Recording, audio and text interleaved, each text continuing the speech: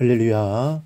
사랑하는 대강의 가족 여러분, 오늘 하루도 하나님의 말씀과 동행하는 삶이 되길 소망합니다. 오늘 함께 나눌 하나님의 말씀은 고린도후서 10장 17절에서 18절 말씀입니다. 자랑하는 자는 주 안에서 자랑할지니라. 옳다 인정함을 받는 자는 자기를 칭찬하는 자가 아니요 오직 주께서 칭찬하시는 자니라. 아멘. 이 사람은 무의식 중에 자랑을 하고 싶어하는 욕구가 있다고 합니다. 다른 사람에게 자신을 인정받고 싶어하는 욕구가 있다는 것이죠. 사실 사람으로 이 땅에 태어나서 무엇인가 남에게 자랑할 수 있고 또 인정받을 수 있다는 것은 중요한 일입니다. 하지만 이것이 지나치면 안 됩니다.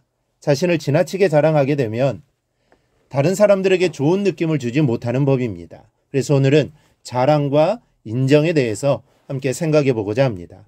첫째, 자랑하려면 주 안에서 자랑하라고 합니다. 오늘 본문에서 바울은 자랑하는 자는 주 안에서 자랑할지니라고 말씀합니다. 주 안에서 자랑하는 것은 주님과 주님에 관한 것 외에는 무가치한 것으로 여기라는 뜻입니다.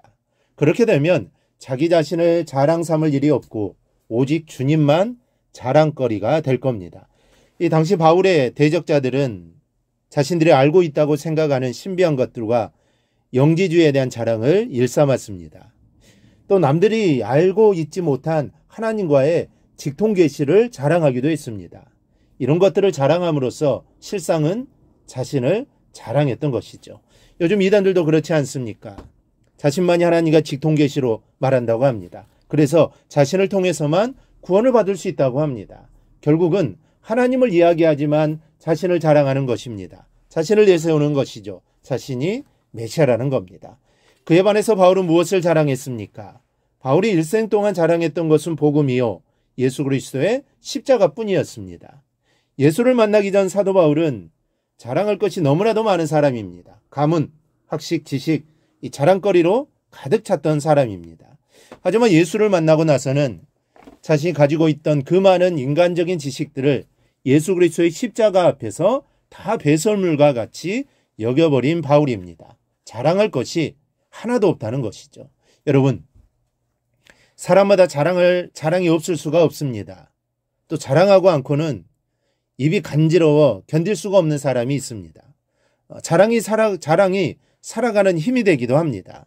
자랑거리가 생기면 신이 나고 또 힘이 솟지 않습니까?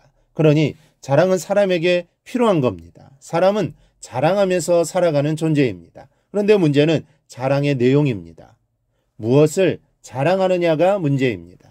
이 잘못된 자랑은 악영향을 끼칩니다. 여러분, 돈 자랑을 한번 해보십시오. 시기와 질투가 생겨나고 범죄가 생겨나게 됩니다. 욕심이 싹을 틔웁니다. 또 지식 자랑을 해보십시오. 오늘날 우리나라 교육의 풍토가 어떻게 되어 있습니까? 잘못된 자랑은 악영향과 부작용만 부를 뿐입니다. 따라서 자랑을 하려거든 올바른 것을 자랑해야 합니다.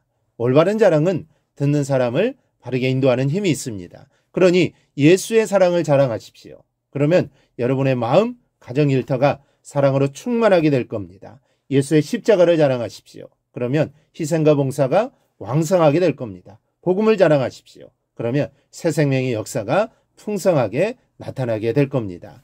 둘째로 주님께 칭찬받는 사람이 인정받는 사람입니다.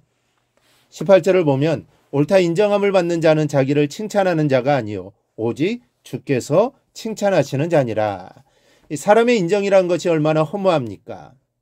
자기 마음에 들 때는 찬사를 쏟아냅니다. 하늘 꼭대기까지 높입니다. 그러다 조금만 마음에 들지 않아도 싸늘하게 돌아서는 것이 사람의 마음입니다. 이 사실을 대변하는 것이 우리나라의 언론입니다.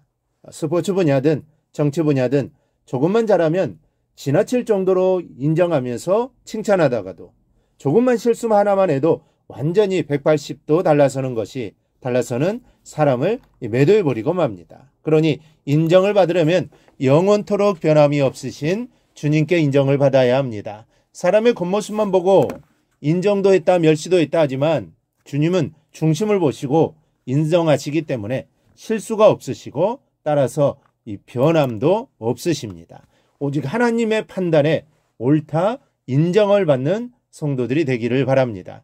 이 사람은 거짓된 인상에도 쉽게 속아 넘어가고 또 자기의 이기적인 견해에 따라 인정과 비판을 번복하지만 하나님은 정확하게 판단하시고 정확하게 옳고 그름을 가름하십니다. 이 사람의 판단에는 어떠하든지 하나님께서 인정하시면 그것이 이 절대적인 것입니다. 사랑하는 여러분, 이 세상의 모든 사람들에게 인정을 받는다고 해도 하나님께 인정을 받지 못한다고 하면 그 사람은 불행한 사람입니다. 그 결말이 어떠할 것을 알기 때문입니다. 그러나 반대로 이 세상의 모든 사람들이 인정해주지 않는다고 해도 하나님께 옳다고 인정함을 받는 사람은 행복한 사람입니다. 언젠가는 모든 사람들이 하나님의 올바른 진리 안에서 그 사람을 인정해 줄 때가 오게 될 것이고 그렇지 않을지라도 인생의 결말이 천국으로 결정되어질 것이기 때문입니다. 여러분, 요셉의 삶을 보십시오. 요셉은 보디발의 아내 모함으로 감옥에 가게 됩니다. 보디발도 아내의 말이 옳다고 합니다. 모두 다 그렇다고 생각을 합니다. 하지만 요셉은 결백하다고 합니다. 사람들이 인정해 주지 않습니다. 그런데 하나님은 인정해 주셨습니다. 그의 결백을 아셨습니다. 그래서 감옥에서도 형통케 하셨고 마침내 그의 모든 억울함을 풀어주시고 그를 애굽의 총리로 세워주십니다. 이때 모든 사람들도 요셉을 믿게 됩니다.